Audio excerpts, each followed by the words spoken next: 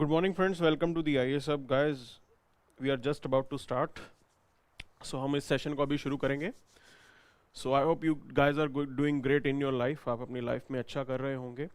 And specifically, we have some new initiatives for you. For those people who will be appearing for their prelims in 2023, जो अभी prelims में 2023 में अपना exam लिखेंगे. For them, this is the new initiative called Shatak.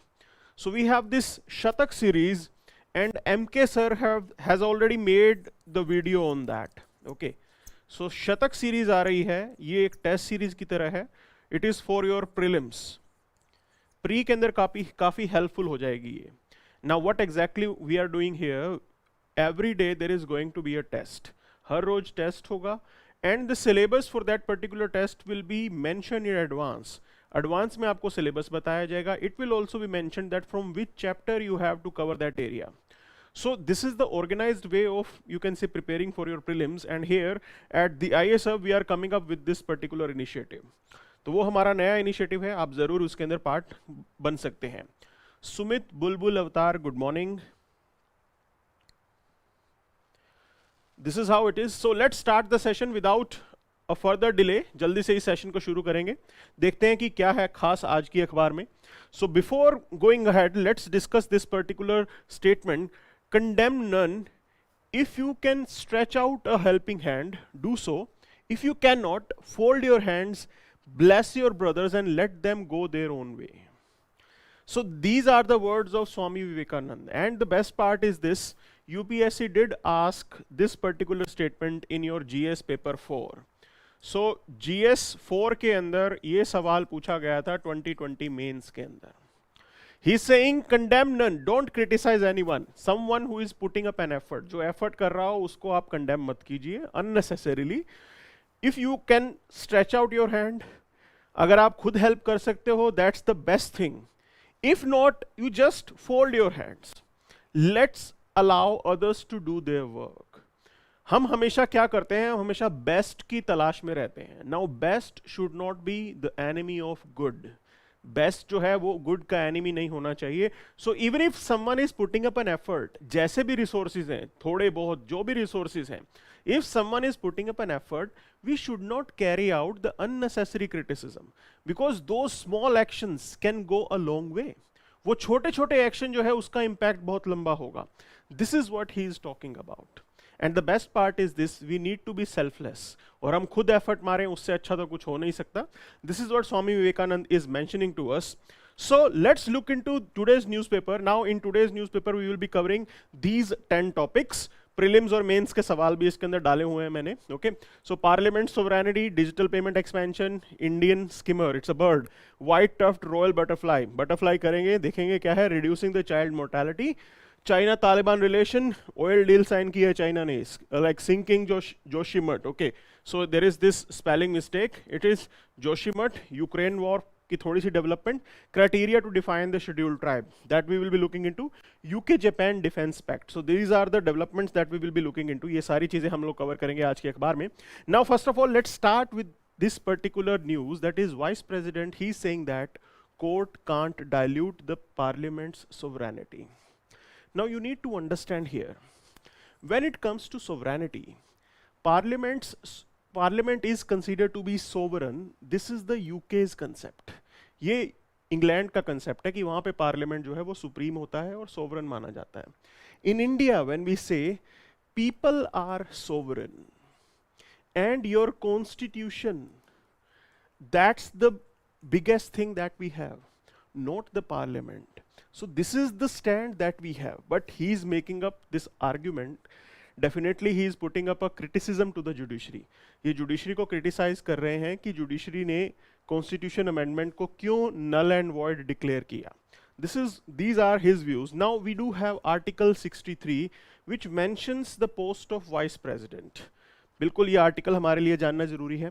Now let's look into the statement that he is making. He is saying that parliamentary sovereignty can not be permitted to be diluted और compromised by executive और judiciary. That whatever laws that parliament is making, those laws should be the final word, not the judicial scrutiny. Basically, he is criticizing the overall tool of judicial review. ये judicial review को भी एक तरीके से challenge कर रहे हैं. Now, not only this, we already know one concept that under Kesavananda Bharati case, this judicial review, it is part of the basic structure of Indian Constitution. हमारे Constitution का ये अभिन्न अंग है जिसको बदलना नहीं चाहिए. Then he is saying this particular part that Kesavananda Bharati judgment, okay, he is putting up a critique to Kesavananda Bharati judgment कि basic structure के refer करके judiciary cannot declare the parliamentary laws to be unconstitutional. कि basic structure का ध्यान में रख के judiciary हर कानून को अनकॉन्स्टिट्यूशनल डिक्लेयर नहीं कर सकता. We will be looking into this. From where is this term coming, this particular debate coming? That is basically coming from NJAC judgment. Now in 2016, National Judicial Appointment Commission, which was established by 99th Constitution Amendment Act, that was declared unconstitutional by the court. Court ने उसे unconstitutional declare किया था NJAC को. So NJAC it was declared unconstitutional. क्यों? Court said that independence of judiciary is crucial, that we cannot have a system where independence of judiciary is compromised. हम ऐसी कोई भी चीज नहीं कर सकते जहां पे judiciary की independence compromise हो जाए. That was the major point here.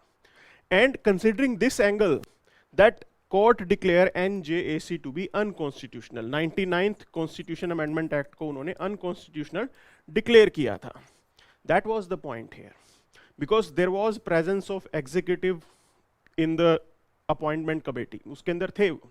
Now, fundamental debate is this: can we allow judiciary to work without any scrutiny? ये कुछ सवाल बनते हैं. That scrutiny is important. You cannot allow an organ that is judiciary to be without any accountability. Without answerability, कुछ भी नहीं हम establish कर सकते. That's the point here. No particular organ of the government should have the free hand. This is what should be there in our mind. So, what comes to the judiciary angle? So, it is about the criticism of the collegium. अब NJAC हम लेके क्यों आ रहे थे? Basically, this was the idea that National Judicial Appointment Commission will carry out appointments in judiciary. It will come with the suggestion. Appointment तो president ही करेंगे, but it will come with the suggestions regarding the appointments as well as the transfers of the judges, जो कि अभी collegium करता है. But we already know the collegium system is quite opaque, it is lacking the transparency, and it is somehow appearing to be problematic. थोड़ा बहुत problematic भी हमें नजर आता है कि आपका collegium system है. So this was the overall debate. Now the point is this: can we work without judicial scrutiny? क्या बिना judicial review के, बिना judicial scrutiny के हम parliamentarians के हाथ में सब कुछ दे दें? That's the point here. We cannot allow these things to happen. But here, the vice president is making a statement that definitely कि हम जो है judiciary की बातों को थोड़ा नीचे रखें, because parliamentarians are elected people and judiciary is not. So it can be said that it is the tyranny of the unelected. ये भी एक सवाल किया जाता है. Tyranny of the unelected. So this criticism was made by like former finance minister Arun Jaitley कि judiciary जो है वो unelected है. तो ये बात इन्होंने बोली है. Now the point is this: in democracy you have different organs and they have their own responsibility. That was the point here. So अब कुछ बातों को देखते हैं. Now I told you about this thing, Kesavananda Bharati case, what it was about. So Supreme Court evolved for the first time the concept of basic structure. That is the fundamental architecture of the Constitution. That is the spirit of the Constitution. That is the thought process, ideals, ideology of the Constitution makers. That's the point here. And we cannot deviate from this basic structure. Because this basic structure is there to provide stability to the Indian Constitution, stability to the governance in the country. That's the point here. Now, Kesavananda Bharati case, okay, the Supreme Court has the power to declare any law unconstitutional. Now, I would like to tell you one more thing here.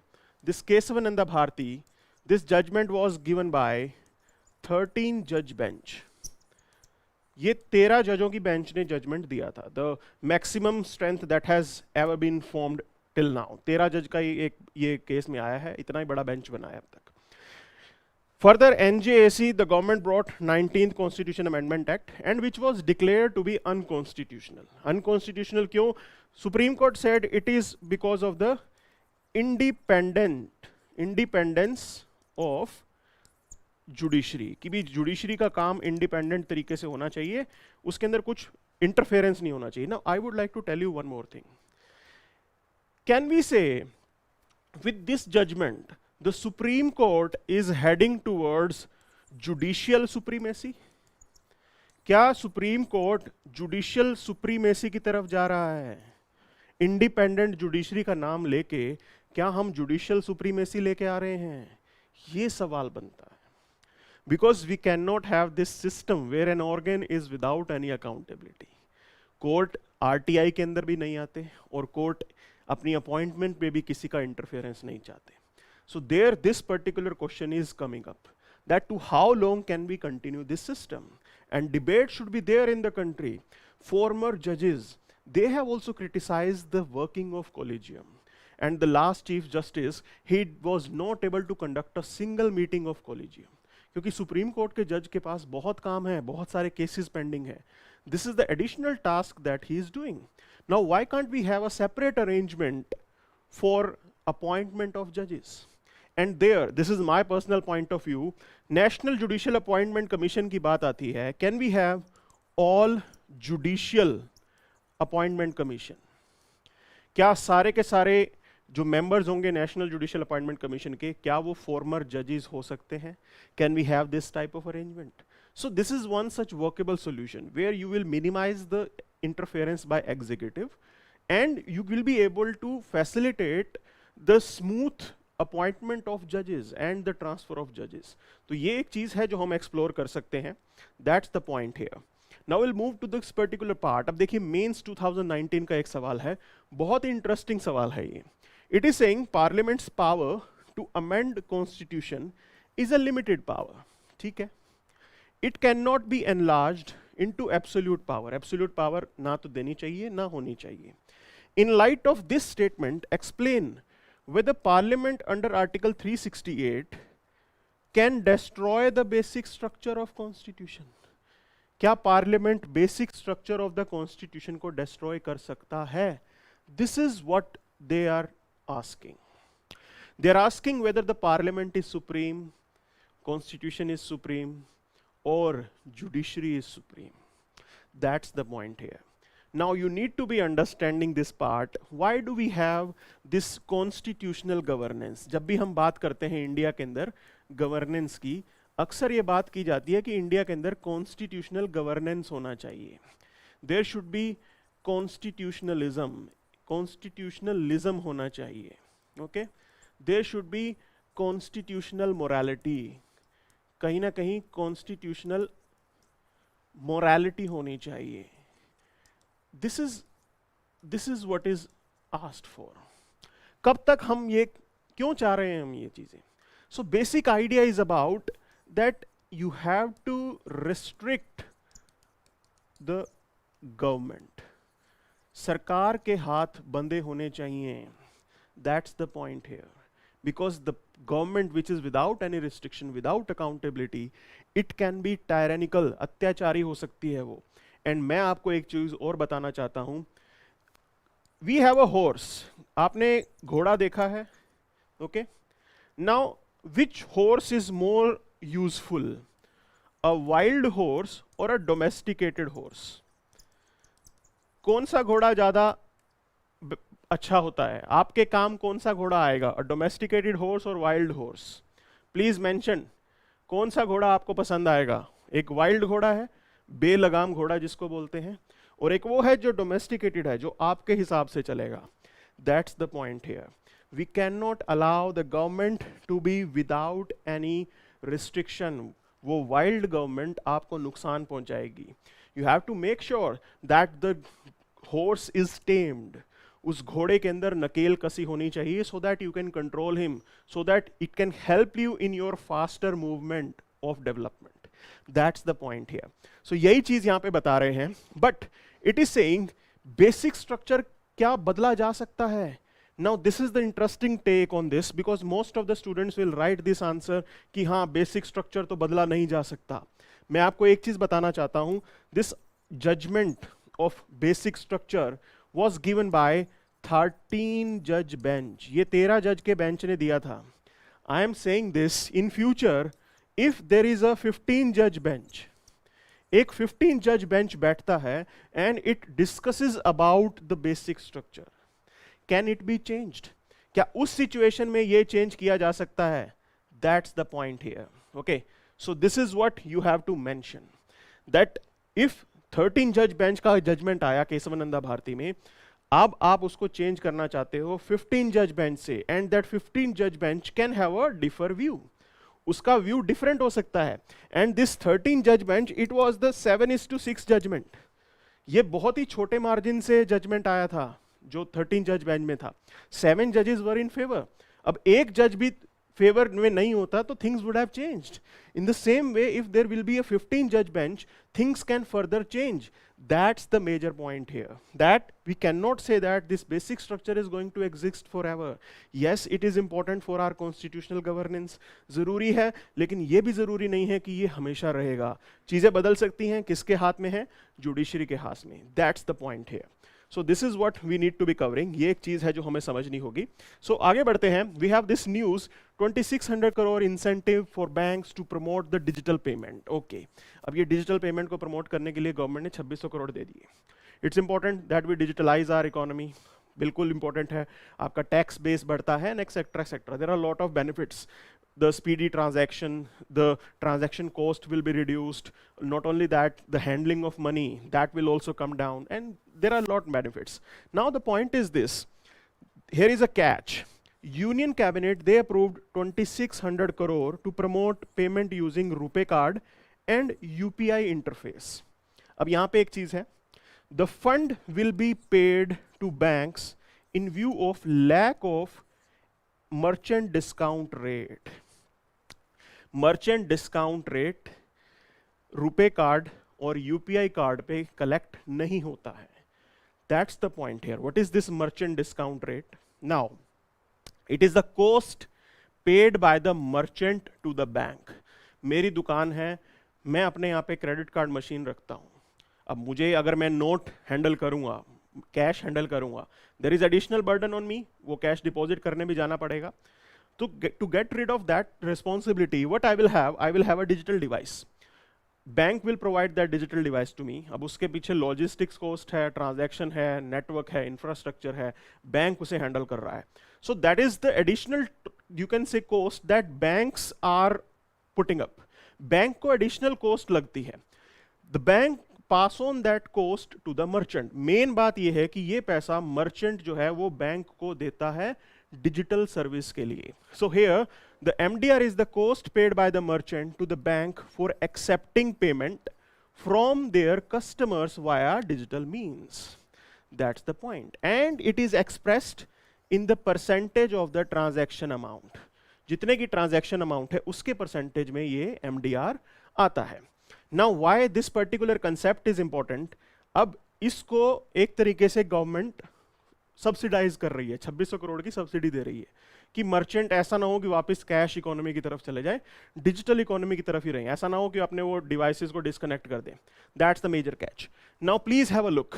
This is the prelims 2018 question. It is asking which one of the best describes the term merchant discount rate. कौन सी वो term है जो merchant discount rate को describe करती है? पहली, incentive given by bank to merchant for accepting payment through debit card pertaining to that bank. जरूरी नहीं है. Second, amount paid bye bank to their customer. अब ऐसा तो कुछ है भी नहीं. The charge to a merchant by a bank for accepting payment from his customer through the bank's debit card. ठीक है, a charge to the merchant. Merchant को ये चार्ज पे करना है, बैंक किसे लगाता है. Next is incentive given by the government. ऐसा कुछ नहीं है. So major point is this MDR is nothing but C part. It's a charge, it is not N incentive. Bank का खर्चा हो रहा है उस डिजिटल सिस्टम को मेंटेन करने में, वो पैसा वो मर्चेंट से वसूल करता है। That's the point here. Okay, so this is what you should be knowing, ये सब मालूम होना चाहिए। अच्छा, ये इंसेंटिव नहीं है, गवर्नमेंट कोई इंसेंटिव नहीं देता, ये मर्चेंट की फीस है। मोहित, क्लियर हुआ? चलिए आगे बढ़ते हैं। Now we have this news, Godavari estuary has become a prime habitat for Indian skimmer. Okay, ये पंछी है Indian skimmer, and basically जब हम इसकी बात कर रहे हैं गोदावरी एस्चुरी, और यहाँ पे कोरिंगा वाइल्ड लाइफ सेंचुरी है, वहाँ पे काफ़ी इंडियन स्किमर्स जो हैं वो मिले हैं। Now it's a totally prelims based question, so prelims based concept. So IUCN status of Indian skimmer is endangered. Endangered है ये species. Okay, this is what should be known to you. Next is your homework. Now you have to put it in the comment section. Where is this Koringa Wildlife Sanctuary located? कौन से state में ये Coringa wild life sanctuary located है? एक जो news है, additional information, वो तो आपको वैसे पता लग गई, that is Godavari river. Okay, so कहीं ना कहीं गोदावरी रिवर के साथ भी इसका लिंक होगा। That's the point here. Now other question that UPSC can make is this Indian schemer, is it just found in this part? क्या ये इंडियन स्कीमर सिर्फ इसी पार्ट में मिलेगा? That's the other angle. So there we need to be having this particular information that this Indian skimmer, it is not just found in the Godavari estuary, it is also found in the areas of Mahanadi and that of Chambal. क्योंकि वहाँ पे भी इनको देखा गया है, चंबल और महानदी, उन रिवर्स के एरियाज के अराउंड भी इंडियन स्कीमर मिलता है। That's the point here. So basically Indian skimmer, they migrate to Godavari estuary for feeding. For this purpose they go to that particular area. So clear हो गया ये? Now we'll move to the next, आगे बढ़ते हैं।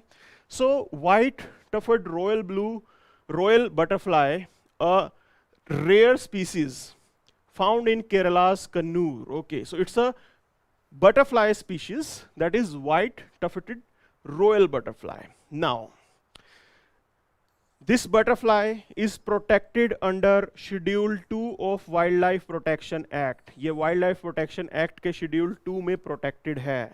Now it is important, this is, you should be noting it down for prelims, because कुछ protection Schedule 1 में होती है, 2 में होती है, कुछ अलग अलग होती है. So this is the butterfly, white tufted royal butterfly. It is protected under the Wildlife Protection Act and it is under the Schedule 2. Now it is spotted in Shandurni Wildlife Sanctuary in 2018. अब ये rare है लेकिन बहुत जगह पे देखी गई है, Shandurni Wildlife Sanctuary में देखी गई है. Now you have to tell me where is this Shandurni Wildlife Sanctuary located. ये आप बताइए स्टेट के अंदर, कौन से स्टेट में ये लोकेटेड है? अब देखो आंसर देने का तरीका होता है, कोरिंगा भी मैंने पूछ लिया, तो पहले आप लिखेंगे कोरिंगा, उसके आगे लिखेंगे स्टेट, फिर आप लिखेंगे Shenduruny wildlife sanctuary, then you will put up a state. Okay, इस तरीके से हमें करना है. मुझे कैसे पता लगेगा आप कोरिंगा की बात कर रहे हो या शंडूरी की बात कर रहे हो? ठीक है ना. सो that's the point here. Now this is what it is about. अब देखिए मैं आपको एक क्वेश्चन दिखाता हूं. This was the question that UPSC did ask. This question was asked in your prelims 2016. अब 2016 का सवाल है. It is saying that recently for the first time in our country, which of the following states has declared a particular butterfly as state butterfly? अब ये 2016 के time पे ये news बनी थी कि कुछ एक स्टेट ने जो है इसे स्टेट बटरफ्लाई डिक्लेयर कर दिया था. Now the point is this, at that time it was only Maharashtra. Now Maharashtra started it. Later on, अब ये सवाल आज की डेट में बनेगा तो थोड़ा अलग तरीके से बनेगा, because there are many more states which have declared their state butterfly. आगे भी states हैं जिन्होंने अपनी state butterfly declare की हैं, तो इस चीज का ध्यान रखना है हमें. चीजें बदल गई हैं, 2016 पुरानी बात, now it is 2023. So we should be noting it down that these are the other states which have declared their state butterfly. So let's look into the Maharashtra. Maharashtra का मैंने आपको बताया पहला था, and the butterfly was blue mormon. Blue mormon was the butterfly. Now you can see in that picture, मैंने आपके लिए picture भी यहाँ पे जो है arrange की है. Next is Uttarakhand. Now the name is common peacock. Common peacock. It is not a peacock, you can say variety. ये butterfly की है. Next is Arunachal Pradesh. Kaisare Hind. Kaisare Hind is the butterfly, state butterfly of Arunachal Pradesh. So नाम थोड़ा different है, ये याद रखना. Next is Karnataka. Southern birdwing, southern birdwing कुछ ऐसी दिखती है, like they are quite beautiful. Tamil Nadu, Tamil yeoman, ये थोड़ा आसान है, आप इसको कर सकते हो। Okay, next is Buddha Mayuri, ये केरला की है। सो केरला में Buddha Mayuri. So these are the state butterflies of these particular states. ये आपको पूरी लिस्ट याद रखनी है। That's the point here. Will move to the next, आगे बढ़ते हैं, देखते हैं और क्या खास है। So reducing the preterm birth and the stillbirth. Okay, so here our focus is on reducing the child mortality. Now there are lot of things to be looked into. We are experiencing, you can say relatively we have improved. Child mortality India में कम हुई है because health sector is improving. हर साल health sector थोड़ा improve हो जाता है, but still there is lot to be done. बहुत अभी करना बाकी है. There is another angle that I have to tell you. One is this: when you talk about child mortality, okay, it is directly linked to the health of the mother. Nutritional health of the mother, what mother is consuming, माँ क्या खा रही हैं, माँ किस तरीके से अपनी हेल्थ को मेंटेन कर रही हैं, that's the important part here. And not only this, is mother mentally and physically prepared to have pregnancy. तो क्या मदर मेंटली और फिजिकली तैयार है प्रेगनेंसी को बेयर करने के लिए? Because I would like to tell you one thing, in India we are still facing child marriages. Okay, हमारे देश में आज भी चाइल्ड मैरिज होती हैं, and because of that there are instances of early pregnancy. उसकी वजह से अर्ली प्रेगनेंसी होती है, and I would like to tell you this is the reason that government wants to increase the marriage age for women. अभी 18 है, लेकिन इसको further increase करना चाह रही है गवर्नमेंट, 21 लेके आना चाह रही है at par with boys. So that's the debate, because they want to give more time to the girls to develop, to educate themselves, ताकि वो इन चीजों का ख्याल रख सके। And these things are inter related, ये आइसोलेशन में एग्जिस्ट नहीं करती है, ये सब इंटर रिलेटेड है। So here what it is talking about, that there is this report which says that 5 million children they die before their 5th birthday. Under 5 mortality बहुत ज़्यादा होती है, so it's a UN report. 5 million children. Now there is a data that you should be noting it down. अब ये mains के लिए आप use करोगे, okay?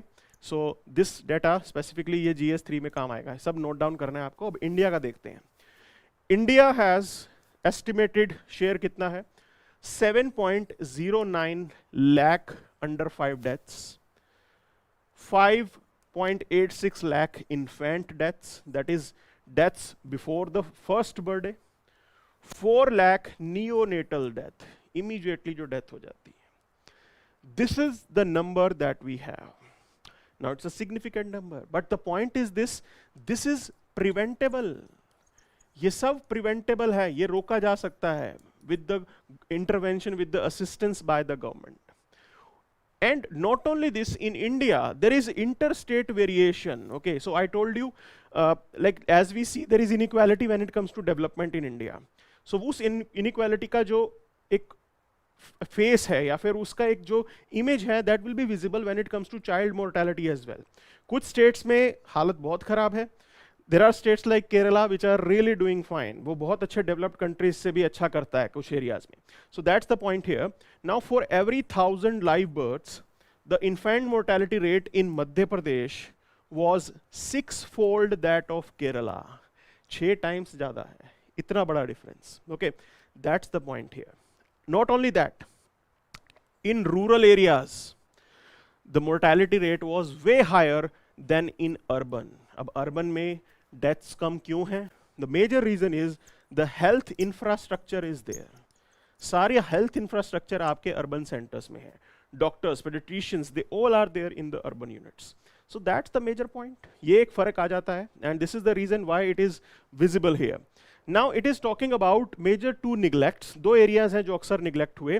That is preterm birth. अब देखिए ये preterm birth and stillbirth, they both are different terms. ये 2 reason बताए हैं इन्होंने, preterm birth and stillbirth. Okay.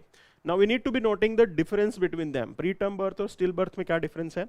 So preterm birth means delivery takes place before 37 weeks of pregnancy and they are alive. अब pregnancy normally 9 months की होती है, लेकिन यहाँ पे pregnancy उससे काफी पहले हो रही है. So in that case it will be referred as preterm birth. Preterm birth में क्या होगा, बेबी फुल्ली डेवलप नहीं हुआ होगा, अभी बेबी फुल्ली डेवलप नहीं हुआ होगा, so there are chances that mortality might be there. This is one reason कि अलाइव हुआ, पैदा हो गया लेकिन अलाइव हुआ। Then there is stillbirth, baby dies any time after 22 weeks of pregnancy but before और during the birth. During birth भी baby dead हो सकता है, बर्थ से पहले भी डेड हो सकता है, and this is the example of stillbirth. That's the point here. So ये मेजर डिफरेंस है, और इंडिया के अंदर इन्हीं का रिकॉर्ड खराब है। Now why it is happening, primarily it is associated with the health of the mother. Mother की हेल्थ से कहीं ना कहीं ये रिलेटेड है। न्यूट्रिशन क्या दिया जा रहा है, those things are important. Now government is, you can say, carrying out effort to deal with these issues. Folic food, iron food, those things are given. Maternity, you can say, assistance is given. काफ़ी जो है government की schemes चलती हैं। Institutional delivery is facilitated, institutional delivery भी यहाँ पे government facilitate करती है। Now I would like to tell you one thing here. देखिए, मेरा मानना थोड़ा डिफरेंट है। Government is saying you will get 6,000 रुपए मिल जाएंगे आपको इंस्टीट्यूशनल डिलीवरी के, अगर कोई मदर गवर्नमेंट हॉस्पिटल, सरकारी हॉस्पिटल में आके डिलीवरी करवाती है तो। Now you tell me one thing, there is a tribal women, एक ट्राइबल वुमेन है, okay. Now you are asking that tribal women should reach to the institutional delivery center. वो institutional delivery center आपका कहां पे है, urban area के अंदर। First thing is this, do we have any ambulance service for her? क्या उस tribal area के अंदर एम्बुलेंस सर्विस है? पहला सवाल। सेकंड सवाल, is this, do we have road infrastructure? क्या आपके पास सड़क है? क्या सड़क होगी तभी तो एम्बुलेंस चलेगी। एम्बुलेंस चलेगी तो वुमेन अर्बन सेंटर तक पहुंचेगी जहां पे इंस्टीट्यूशनल डिलीवरी होगी, उसके बाद 6,000 रुपए मिल जाएंगे। That's the point here. Now we are lagging even these areas. ये चीजें ही नहीं है तो आपकी इंस्टीट्यूशनल डिलीवरी कहां से आएगी? That's the point you have to look into. So this are the issues that we have to address. Government is announcing multiple schemes, बहुत स्कीम अनाउंस करते हैं। देखो लिस्ट है पूरी, आयरन फॉलिक एसिड की टैबलेट्स मिलती हैं, काउंसलिंग सेशन दिए जाते हैं, ओके। ये करना भी चाहिए। फैमिली प्लानिंग सर्विसेज, कैसे आप एजुकेट करते हो कपल्स को, this is how these things are already been done. My take is this, क्या वो बेनिफिशियरी तक पहुंच रहा है? That's the point here. Targeted audience तक पहुंच रहा है? That's the point here. So what we are doing, we are just trying to resolve this issue by a piecemeal approach. टुकड़ों टुकड़ों में, fragmented approach में हम इस मुद्दे को देखते हैं। The point is this, these things are quite holistic. सिर्फ एक चीज करने से ठीक नहीं होगी, आपको इंफ्रास्ट्रक्चर भी बेटर करना पड़ेगा। You have to facilitate these particular schemes as well. That's the point here. Without doing it, we cannot seriously address these issues. So ये कुछ major चीजें हैं जो हमें समझनी है। Now let's move to the next, you can say article. अगले article पे चाहते हैं। राजेश कुमार कह रहे हैं child marriage is very serious issue in India, okay. Soumik is saying even now we see patient died before the reaching hospitals. Yes, बिल्कुल। So ये काफ़ी एग्जाम्पल्स हैं जो आ रहे हैं। So will move to the next part, आगे चलते हैं। देखिए, China's oil gambit in Taliban Afghanistan. अब चाइना के बारे में एक चीज़ बोली जाती है, चाइना क्या है? चाइना एक बिजनेसमैन है, ओके। चाइना क्या है? एक बिजनेसमैन है, बिजनेस करता है। अब बिजनेस करने के लिए वो किसी के साथ भी इक्वेशन बढ़िया बना के रखेगा, and this is how it is. Now already you can say China is a good friend of Pakistan, and when it comes to Pakistan, Pakistan during the, you can say, US war against Taliban, against terrorism, Pakistan shielded the Taliban. So Pakistan अच्छा दोस्त है तालिबान का, and in this way they have this good equation with each other. Now we already know Taliban is in power in Afghanistan. Now when you are in power, जब आप power में होते हो, you have to provide governance. सिर्फ governance से भी काम नहीं चलता, plus you have to facilitate development. Development भी करनी है आपको, governance भी provide करना है। अब इन सब चीज़ों के लिए क्या रहेगा? You require finances, आपको चाहिए पैसे। पैसे कैसे आएंगे? या तो अफगानिस्तान में आप ड्रग्स की खेती कर दो, पॉपी उगता है ना वहां पे, तो अफीम की खेती होती है उधर, वो चीज तो एक्सेप्टेबल नहीं होगी. What they are doing, they are trying to lure investors. India को भी तालिबान ने अट्रैक्ट किया था कि आओ इन्वेस्ट करो, हमारे पास रिसोर्सेज हैं, आप लेके जाओ. China has signed this particular deal to basically extract oil and gas from Amu Darya basin in northern Afghanistan. North Afghanistan में ये रीजन है Amu Darya basin, where there is, you can say, oil and gas available and they will be exploiting it. उस चीज को ये exploit करना चाहते हैं Chinese. That's the point here. और उन्होंने डील भी साइन कर ली है, $540 मिलियन की डील है. This is how it is. So that's the basic angle in this, that how these developments took place. Basically we already knew that China was having good equation in this particular region. ये सब China के neighbours हैं और अपने neighbourhood में China अच्छी बना के रखना चाहता है. That's one point here. So it was not just the Afghanistan, even the Central Asian countries are of crucial interest for Chinese strategy. उनके लिए काफी बढ़िया है, उनको बना के रखना है. But there are some developments in the recent past. Those developments are like this, that with this Ukraine Russia war, lot of Central Asian countries, they have fear in their mind. So Central Asian countries को क्या डर था? They have this fear that Russia might target them because they all are the republics which came into existence after USSR disintegration. ये सब Central Asian countries वो हैं जो USSR के disintegration के बाद existence में आए थे. तो उनको अक्सर ये डर रहता है कि रशिया अगर हमारे अगेंस्ट हो गया, हमारे अगेंस्ट कुछ काम कर दिया रशिया ने, तो नुकसान हो जाएगा. That's the point. Now what the major angle is, so this led these Central Asian countries to have good ties with western countries. और यूएस के साथ अभी अपने रिलेशन अच्छे बना रहे हैं धीरे धीरे. So this Ukraine Russia war basically gave chance to US and the other western countries to come and play important role. ठीक है, अभी तक कोई नहीं आ रहा था, लेकिन यूक्रेन के ऊपर हमला हो गया, ये सब डर गए कि भी अब अगली बड़ी ताकत कौन है, यूएस के साथ हाथ मिला लेते हैं. That was the point here. So this is the first challenge that Chinese have to deal. अभी तक US was not interested in this area, but now US will be active in this area. So it is a challenge for them. Not only that, मैंने आपको पहले equation बताई, Pakistan is a good friend of Taliban, but there are developments in that area as well, that the relation between Pakistan and Taliban, it is deteriorating. ये relation deteriorate हो रहा है. तो मैं आपका ध्यान लेके जाना चाहूंगा. तालिबान, ओके, they tweeted, एक ट्वीट किया उन्होंने, they tweeted the photo of Pakistani army surrender of 1971. जब पाकिस्तानी आर्मी ने इंडियन आर्मी के सामने सरेंडर किया था 1971 में, Taliban's mouthpiece they tweeted this particular photograph. और ये लिखा था कि that if you are messing with us, that don't consider, don't think that you can dictate Taliban. If you try to dictate Taliban, if you try to fight with us, this is what is going to happen. That as you surrendered in front of India, आप हमारे सामने भी surrender करोगे. And then Taliban said that USSR was defeated, US was defeated. So don't underestimate the power of Taliban. This is what they said. Okay. So ये कुछ development अभी चल रही हैं. Now Taliban also have this perspective. Taliban का perspective क्या है? They need to have a functional economy.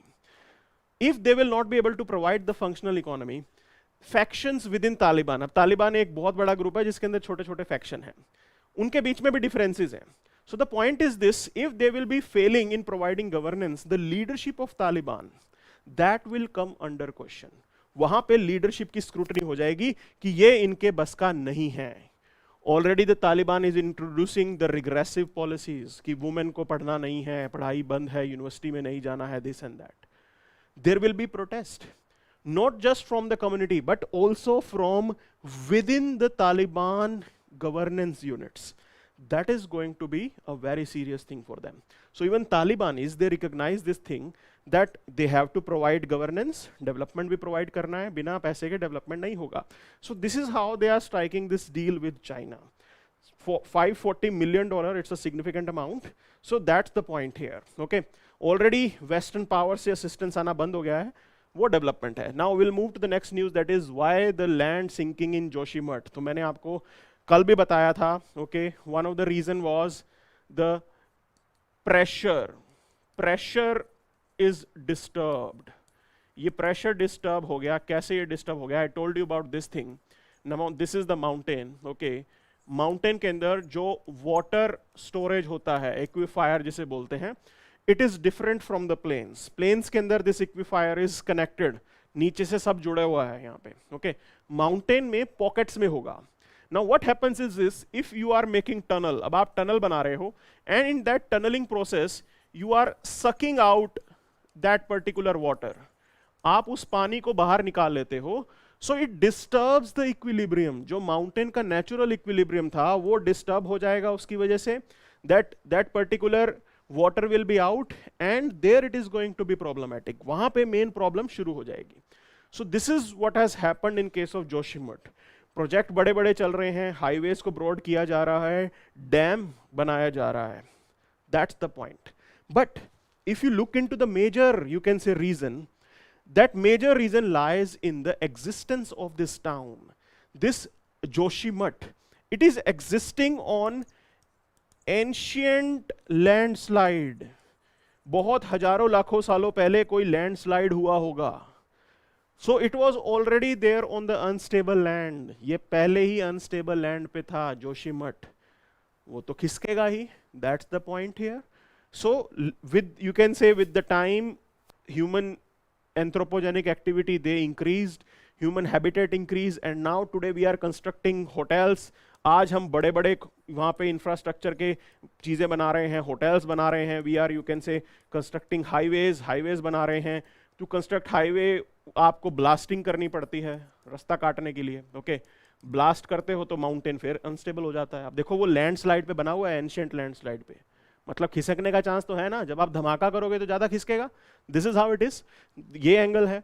Not only this, we are constructing dams, बड़े बड़े डैम बना रहे हैं, and construction of that dam is putting a pressure on the land.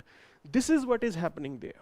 सो ये कुछ एक रीजन है जिसकी वजह से ये टाउन इंपैक्ट हुआ है. Now if you look into some factual information regarding Joshimath, it is located at the height of 6107 feet. Okay, it's there in the Chamoli district of Uttarakhand. अब देखो चमोली में बहुत डिजास्टर हुए हैं यहाँ पे. Okay, so you have to understand this point, that ecosystem equilibrium in that area is already disturbed. हर 4-5 साल में कुछ ना कुछ चमोली में हो रहा है. कभी बादल फटता है, कभी लैंडस्लाइड आता है, कभी बाढ़ आती है, कभी कुछ होता है. This is how it is. Now pilgrims आते हैं, ट्रैकर्स आते हैं. ओके, बद्रीनाथ का रास्ता यहां से जाता है, एंड हिमकुंड साहिब का रास्ता यहां से जाता है, and the valley of flower, which is the UNESCO's world heritage site, you have to go through Joshimath. आपको जोशीमठ में ही जाना पड़ेगा. That's the point. It is unplanned, rampant construction, बड़े बड़े होटल्स बन रहे हैं. Population is just 23,000, but still construction is there, tourism is there, बड़े बड़े होटल्स हैं, बड़ा बड़ा आप इंफ्रास्ट्रक्चर बना रहे हो, which is increasing the burden on the land. This is what is happening. Not only this, there is another reason. I told you about this thing कि ओल्ड लैंडस्लाइड पे है, and it is prone to extreme weather with heavy rains. High intensity rain is there. Because of that there are cases of landslide. बहुत ज्यादा landslide इस area के अंदर होते हैं. तो हिमालयन इकोसिस्टम डिस्टर्ब्ड है ह्यूमन एक्टिविटी की वजह से. This is what is happening. And next is, we are constructing this Tapovan Vishnugad hydro power project. This is the hydro power project which is under construction. We are carrying out Char Dham Yatra, Char Dham project, road connectivity. Now this is the homework you have to tell me. Tapovan Vishnugad hydro power project is on which river? कौन सी river के ऊपर ये विष्णुगढ़ जो है ये project आया है? So you have to just put it in the comment section. जल्दी बताइए. Okay. So we'll move to next. So because of these reasons, this area is disturbed. ये सब मिलके जोशीमठ को एक तरीके से बर्बाद कर रहे हैं. That's the point here. Okay. So we will be looking into these things. Now next news is this: Ukraine war has left nations with rising debt. कैसे यूक्रेन वॉर से कैसे डेट बढ़ गया नेशंस का, कैसे उधार बढ़ गया? So the point is this, main angle समझो. Imports are becoming costly. Import costly हो रहे हैं. इंपोर्ट क्यों कॉस्टली हो रहे हैं? There are two reasons. One is the international price. एक तो कमोडिटी के इंटरनेशनल प्राइस बढ़ गए, ऑयल के प्राइस बढ़े, then you can say rice, wheat, food products, their prices are also increasing. Ukraine, Russia, they वो both were the major wheat exporting countries. दोनों लड़ रहे हैं, व्हीट का एक्सपोर्ट ठप हो गया, तो इंटरनेशनल प्राइसेस इंक्रीज हो गए. Done. Other reason is the strong dollar. अगला रीजन जो है वो है आपका strong dollar. Because of the inflation, federal reserve, okay, it is increasing the interest rate. Federal reserve हर मीटिंग के बाद इंटरेस्ट रेट बढ़ा देता है. डॉलर स्ट्रेंथ में आ रहा है. When dollar is in strength, now the point is this, whatever transaction that takes place, अब किसी ने उधार दिया है, उधार वो चुकाएगा, that payment of installments, that is done in dollar, and relative to that their domestic currency is appearing to be weak. Dollar के respect में उनकी करेंसी वीक होती जा रही है, and because of this their cost of debt repayment is increasing. ये सारे reason हैं जिसकी वजह से जो डेट की रीपेमेंट है वो कॉस्टली होती जा रही है. That's the point. This is what we have to understand. ये चीज हमें समझनी होगी. Okay. So he is putting up these things that as you can say as holding the presidency of G20, India will definitely put up these particular issues. India कोशिश करेगा कि इन मुद्दों को वहां पे डिस्कस किया जाए. G20 के लिए इन चीजों के ऊपर डिस्कशन हो. This is what he is pointing out and he is appearing to be quite right. तो काफी सही है, ये काफी बड़ी रिस्पॉन्सिबिलिटी है इंडिया के ऊपर. Then not only that, we have to, you can say, protect the interests of the developing nations. काफी developing nations जो हैं और underdeveloped जो nations हैं, they are looking up to us. Okay, so they are, you can say, we are having this burden. We have to raise their issues. वो मुद्दे हमें उठाने हैं. And not only this, because here the major debate and discussion will be about these increasing debts, lowering of revenues. Revenue क्यों lower हो रहा है? Because global slowdown we are talking about. Okay, it is the global slowdown that is happening. Globally economy जो है वो slow हो रही है. Import bill बढ़ रहा है. Now when the global slowdown is not there, demand is less. Demand कम हो रही है, तो आपका product export नहीं होगा, तो रेवेन्यू लोगों के पास आ नहीं रहा है. This is how things are going on and it's a very serious issue. So India will be playing a important role in that. So that's the point here. हम agenda set करके दे देंगे और डिस्कशन कराएंगे. But there is already polarisation. अब देखो polarisation किस तरीके की है. There are good chances that Putin might give a miss. Putin ने इंडोनेशिया में नहीं गए. Putin was not even there in summit that was there in Italy. ना तो इटली वाली समिट अटेंड की, ना इंडोनेशिया वाली अटेंड की. तो ये भी बोला जा रहा है कि पुतिन शायद इंडिया भी ना आए. Okay, so this is how things are. Now in this particular divided world, how will you make consensus? इतनी बटी हुई दुनिया है, तो आप उसके अंदर कंसेंसस कैसे बनाओगे? ये एक चैलेंज है इंडिया के लिए. This is how it's a major challenge for us. होगा कि नहीं होगा वो बात की है, but this is what the thing is about. चलिए, so we'll move to the next news that is related to Office of Registrar General of India following obsolete criteria to define scheduled tribes. ST define करने की बात हो रही है.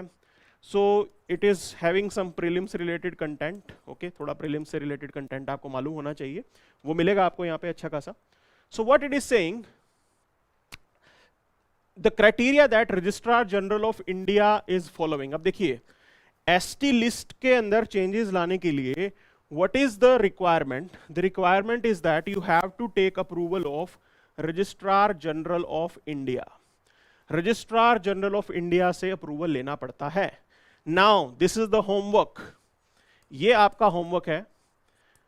Registrar General of India comes under which ministry? कौन सी ministry के अंदर आता है? That's the answer that you have to give. कौन सी ministry के अंदर आ जाएगा ये? So you have to take approval from Registrar General of India regarding inclusion of any community in ST list. This is how the procedure has been established. The major point is this: the criteria to decide which community is to be added in the ST list, it is based on the Lokur committee recommendation. अब ये 60 साल से पुरानी committee है. इतनी पुरानी committee के कुछ रिकमेंडेशन, ओके, उसको आप 2023 में फॉलो कर रहे हो, तो दे आर सेइंग ये बहुत पुराने हो चुके हैं. Now what are the criterias जो हैं? Criterias are primitive traits, distinctive culture, okay, geographical isolation, shyness of the contact with the community, and backwardness. Now you should be noting it down, ये prelims के लिए note down कर लो, ये criteria हैं, ये existing criteria हैं for putting up a community in the ST list. ठीक है, लोकुर कमेटी ने ये बताया था. The government has formed a task force for scheduled tribe under the chairmanship of Rishikesh Panda. Okay. That task force is stating that these criteria are obsolete. भी ये criteria obsolete हो चुके हैं, ये पुराने तरीके के हैं, बदलो इन्हें. Okay. That's the point here. So this is what it is about. चलिए. Now they have stated some new criteria which are yet to be accepted. अभी तक accept हुए नहीं हैं, वो decision government का होगा, which are yet to be accepted. So the new criteria that are socio-economic backwardness, including educational backwardness vis-a-vis rest of the population. Okay. Next is historical geographical isolation. ये पुराने वाला भी है. Distinct language and dialect. Then presence of core culture relating to life cycle, marriage, song, dance, painting, folklore. थोड़ा और elaborate और explicit बता दिया इन्होंने कि किन मुद्दों पे आप ST में डाल सकते हो. Then endogamy, or in case of exogamy, marital relationship primarily with other STs. All these criteria are suggested by this panel, which might be accepted and might not. वो हमें wait करना पड़ेगा कि क्या होगा इसका. This is how it is. Okay, so Mohit is come up with the right answer. Soumik, गलत हो गया आपका Ministry of Law. मेरे हिसाब से भी जो है ये Ministry of Home Affairs में आता है. चलिए, we'll move to the next. Next news is about UK Japan inked the Defense Pact allowing troop deployment. अब देखो ये एक दूसरे के यहाँ पे साथ में मिलके काम करने को तैयार हैं. And it is going to facilitate troops deployment in each other's country. एक दूसरे के देश में troops ये deploy कर पाएंगे. Why this is the significant development? Because here you have to look into Japan's move to be assertive. Assertive for its defense. ये मैं क्यों बोल रहा हूं? You have to analyze what happened in the post-World War II times. Japan was the defeated country. Japan hara. Okay. Later on, Japan said that they will not be having a fully functional armed forces. Japan का ये system था और Yoshida doctrine आया उस time पे. Okay, he was the prime minister और Yoshida doctrine it said that Japan will be there for peace. Japan जो है वो शांति से रहेगा, किसी के ऊपर हमला नहीं करेगा, military use कुछ भी नहीं होगा, etc. etc. etc. These were the provisions. Now what has happened? We already know things are changing. चीजें कैसे बदल रही हैं? China. China is assertive. China assertive है. There is North Korea. We already know what North Korea does. हर दूसरे दिन Japanese island के ऊपर से मिसाइल जाती है लॉन्च करने, वो टेस्ट करते हैं, वो उनको शौक है, दिवाली बनाते हैं, रॉकेट की तरह मिसाइलें छोड़ते हैं वो. This is what is happening there. Now considering these developments, which are a significant challenge to the Japanese geopolitical and the security interest, उनके defense, security और geopolitical interest यहाँ पे impact हो रहे हैं. So they are increasing their engagement with the like-minded countries. Like-minded countries के साथ Japan अपना engagement बढ़ा रहा है. And not only that, Japan is now ready to move out of its area. कि भी अगर जरूरत पड़ेगी, so Japan will carry out military deployment in rest of the world. So right now they are just inking this pact. ये pact दोनों countries बना रहे हैं. They are already having good equation with India. India के साथ equation अच्छी है, so ये map मिलता नहीं है. Okay, so यहाँ पे पूरा नहीं बनाया था, मैंने पूरा बना दिया. चलिए. So they are already having good equation with India. In future we can explore the military ties with Japan. हम भी कर सकते हैं because we do have a common enemy neighbor, that is China. So this is how these are the significant developments in the geopolitical areas which are forcing the countries to change their stands. उनको अपने stands change करने पड़े हैं. India के लिए भी prime concern आज की डेट में क्या है? हमारे चाइना ट्रबल कर रहा है बॉर्डर एरियाज में. So this is how it is. You have to work with the like minded countries, and India and Japan definitely they can come together because we both are part of Quad. हम दोनों Quad में भी साथ हैं. This is how it is. So this is how things are taking place. These are the new developments. Japan is a very significant player in the global politics, specifically the Asian politics.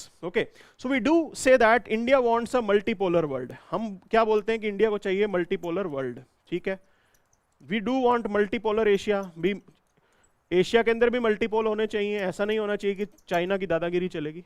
So if we significantly want these things, definitely Japan is the country for us. Japan बहुत important है from these particular perspectives. So this is how things are. ये सारी developments हैं जो चल रही हैं. सो काफ़ी तेज़ी से चीज़ें होती हैं. Okay, so now I would like to address the question. अब किसी ने एक सवाल किया था कि Soumik Roy sir what will be the way forward in the areas like Joshimath. Okay, अब जोशीमठ के केस में क्या करना चाहिए देखिए हमें. So where is that thing. Okay, sinking Joshimath. Now you are asking about the way forward. सबसे पहले you need to understand one thing here. I would like to draw your attention towards the CAG report. अब देखो CAG की एक report है which studied the ecosystem of Uttarakhand. पूरे उत्तराखंड का ecosystem उन्होंने स्टडी किया था. Okay, they studied it and they further suggested some recommendations which are to be followed. कुछ एक रिकमेंडेशन भी CAG ने बताए थे. बट रियलिटी क्या है हमारे यहाँ पे, जो इस टाइप की अच्छी रिपोर्ट्स होती है ना, उसको डस्टबिन में डाल दिया जाता है. सो implementation is not visible on the ground. Still illegal construction is going on. आज की डेट में भी समस्या क्या हो रही है? इलीगल कंस्ट्रक्शन चलता रहता है. ठीक है, एक तो ये आपको रोकना पड़ेगा. Now there are construction rules that are in place already. हम जब भी बात करते हैं तो कंस्ट्रक्शन रूल्स तो हैं, बिल्डिंग कोड भी है हमारे यहाँ पे. ओके, कंस्ट्रक्शन रूल्स हैं, बिल्डिंग कोड हैं, लैंड प्लानिंग होती है पूरे अच्छे तरीके से. Okay, on papers we do have an arrangement for environment impact assessment. Environment impact assessment का भी अरेंजमेंट है. But the point is this, are we implementing it? ये बोला जाता है इंडियंस के बारे में कि they are really good at making rules. Rule बनाने में इंडियंस बहुत अच्छे हैं, लॉज बनाने में भी इंडियंस बहुत अच्छे हैं, but when it comes to implementation हमारा परफॉर्मेंस पुअर होता है. So first thing you have to make sure that these rules regulations they are duly adhered. जो भी कंस्ट्रक्शन है वो बिल्कुल रूल्स रेगुलेशन के हिसाब से होनी चाहिए. एंड मैं भी एक चीज बताता हूं, now these rules and regulations they are not updated. ये जो आपके रूल्स रेगुलेशन आप बना रहे हो, these rules are old. Okay, they are not updated. अब तो पता लग गया ना कि यहाँ पे जोशीमठ सिंक हो रहा है, तो मतलब कुछ अलग अप्रोच चाहिए आपको. पुराने रूल्स के हिसाब से नहीं चल सकते. बट क्या ये अपडेट होंगे? That's the point here. There is another thing, disaster management. Is it a national priority for India? Is it a safety priority for people? मैं आपसे एक बात पूछता हूं, इस देश के अंदर डिजास्टर मैनेजमेंट को लेके कभी वोटिंग हुई है क्या? क्या वोटर के लिए disaster management, climate change, pollution etcetera etcetera etcetera, are these topic even important for the voter? ये सबसे बड़ी चीज है. Because if people are not having this safety consciousness, उनकी जान खतरे में है, लेकिन वो वोट किसी और मुद्दे पे दे देंगे. कास्ट के बेस पे वोटिंग होगी, रिलीजन के बेस पे वोटिंग होगी. तो जब तक वोटिंग उन मुद्दों के ऊपर होती रहेगी, we can not expect solutions. आप तब तक सॉल्यूशन की उम्मीद नहीं कर सकते. बिकॉज ब्यूरोक्रेसी का काम क्या है? To implement the policy of the government which defines the will of the people. और लोगों की तो ये मुद्दे ही नहीं है. So these are the concerns. So it's a very long battle that we have to fight. It is not an easy thing. You have to create awareness. Every individual should have this responsibility. Look at this photograph. ये किसी के घर का आंगन है जो टूट गया है. This is what is happening there. So we all have to be responsible about these things. And the point is this, can India do it isolately? No. There have to be a global consensus. At least जो Himalayan countries हैं, उनको तो साथ में लेके चलो. That's the major point here. So these are the things that are to be done. You have to carry out global consensus. You have to have changed rules, regulations. वो सब कुछ यहाँ पे करने की जरूरत है. आज गवर्नमेंट क्या कर रही है? Those hotels that have been constructed, all those hotels will be demolished. वो सारे के सारे hotels जो हैं वहाँ पे गिराए जाएंगे. Government is ready to pay them cash compensation of 1.5 lakh. 1.5 lakh रुपए मिलेगा. 1.5 लाख रुपए आपके गिरे हुए होटल का, 1.5 लाख रुपए आपके गिरे हुए टूटे हुए घर का. Is it adequate? This is what is there. ये सारी चीज है जो हमें समझनी है. Initially होता क्या है कि we are silent, bureaucracy is silent, bureaucracy is sleeping when these things take place. और जब कुछ गड़बड़ हो जाती है, then we are reactive. So our approach should be preventive approach, proactive approach instead of reactive approach. This is what the solution is. तो ये सारे चीजें मिलके ही आप इस चीज का solution ढूंढ सकते हो. So this is what we have in today's session. That's it for the day then. Thank you very much. So stay, do connect with us. Okay, you can connect with us. You can be part of this particular initiative. We are coming up with new courses. बड़ी नई चीजें आएंगी. हर रोज at 8 AM we will be live. So you can definitely connect with us. It's a live session. I do take up your doubts then and there, and your doubts are addressed. So this is what we have here.